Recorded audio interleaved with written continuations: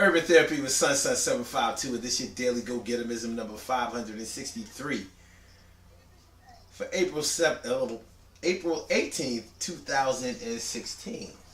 Today I want to talk to y'all about being intimidated by somebody. Being intimidated by somebody for nothing or for something. I guess it's always for something, but what is it about other people that makes us be intimidated by them? Now, a lot of people who allow their ego to do all the talking, they'll say that they're never intimidated by anybody. But I don't think that there's any way that you can go through life without ever being intimidated by anyone. Intimidation is sort of like fear, but it's not exactly fear because it doesn't mean that you are afraid of something. It just means that you are cautious of something because you understand its potential, whether the potential is domineering or whether it's dangerous. But whatever it is, it puts you on edge and it makes you proceed with a little bit of caution. And that's a natural thing. You know, when you don't know somebody or something very well, then there can be an intimidation factor there.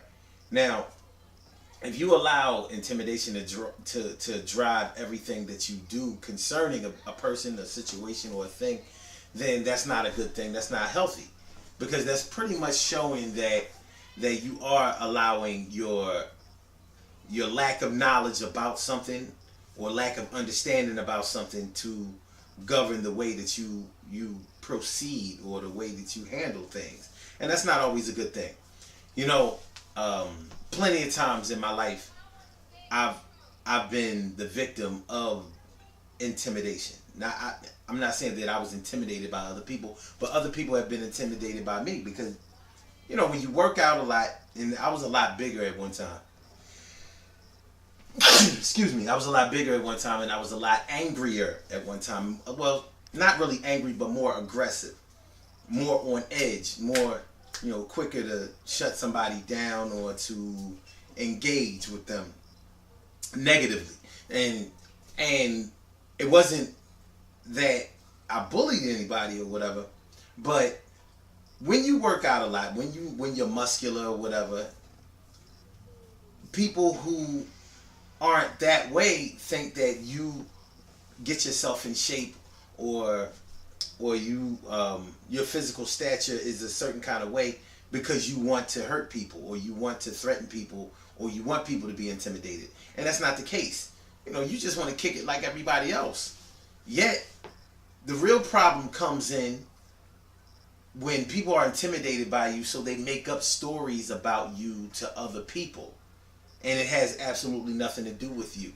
So because they are afraid or intimidated by confrontation with you, they sort of make up stories about you that aren't true, that will have other people on notice.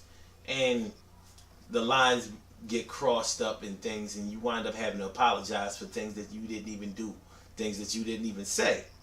So people who are tall, I'm not very tall, but people who are tall, like over six feet, are often intimidating to people who are shorter than them, especially women. Women who are tall can often be very intimidating to shorter men. Now, some shorter men really like taller women, so they're going straight for them. You know what I mean? Where other men may be intimidated by a woman that's taller than him because they think that it looks a little funny in society. And if the woman has some other things, some other positive things going on with her, that may be intimidating to some men. So it's not that old cliche like, black men don't want no strong woman, no strong black woman or whatever. You know what I mean? It may seem like he is afraid or intimidated or fearful of a woman that has some type of physical power greater than he may have or greater than he's used to experiencing. But that's just his intimidation.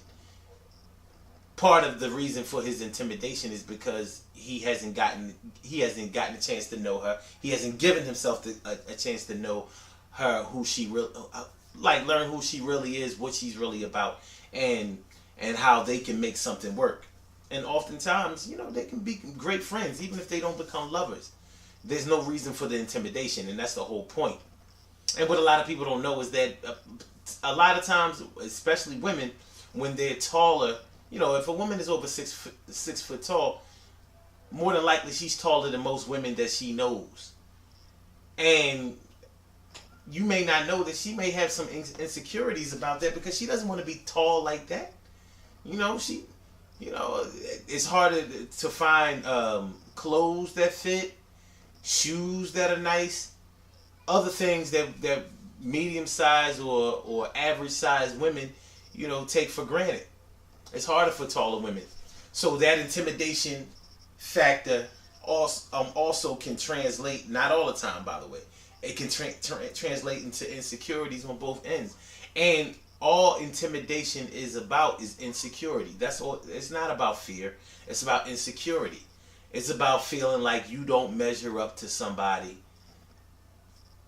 and you wish that you did, so you're intimidated. So it can lower your performance at times where you would normally shine bright, but it makes you a little bit hesitant, reticent, shy, just not ready for the world. It ain't gotta be that way. It ain't gotta be that way. You know what I'm saying? Just because a dude is big and muscular, don't be intimidated by him. Get to know him. See what he's about. Don't make up rumors like, yeah, he's a dumb jock. You never gave him any conversation. He may be a dumb jock. He may not be. May not be a jock at all. Just because you work out doesn't make you an athlete. But people who don't work out think that kind of foolishness. You know what I'm saying? Because they're intimidated. If you go to a job interview and the interviewer is really precise about the questions that they ask you, there's going to be an intimidation. Well, the likelihood that there's going to be an intimidation factor is there because you want to make sure that you measure up. You want that job. That's the only reason you went to the interview, because you really wanted the job and you wanted to make sure that you impressed. And when you see that somebody is not easily impressed by the game plan that you set forth, it can be very intimidating to you. And it may make you stumble and fall, or it may make you just have to step your game up and be the best person that you can be. And that's what we should try to do all the time, regardless of our own insecurities. Don't allow your insecurities to turn you into a person that's intimidated, and don't let your intimidation turn you into a person that lies on people or that tries to defame people because of your insecurity. It ain't cool. Good things happen to those who wait. Great things happen to those who grind. And anything can happen to those who go for theirs. So go hard, go for yours. And remember, intimidation is all about insecurity. So the more that you improve yourself, the more confidence that you get for yourself, the less the chances for you to be intimidated are. And I encourage you to do that. And don't wait. Find the things that you're good at. Do them. Improve yourself on them. Strive to be the best. Be the best that you can. Get as good as you can. And that will do a lot towards taking away your intimidation. The Mind Right and Body Better Fitness Program is this Saturday. There won't be any, I won't be making event pages for that anymore. Facebook is stripping, and we're just going to have to find a better way. But 400 East Ontario Street, on the corner of Ontario and D Street in Kensington, Philadelphia. Make sure y'all come through. 10 a.m. to 12 p.m. Eastern Standard Time. We gets it in like this, but we get it in hard. But we make sure that we walk you along slow. I don't want y'all to be thinking that these videos mean that everybody is ready to go. It's not like that. Everybody has a beginning point and an end point, and the middle is the longest part. And that's the part that you get yourself in shape for. Alright? Holla at y'all later. Peace.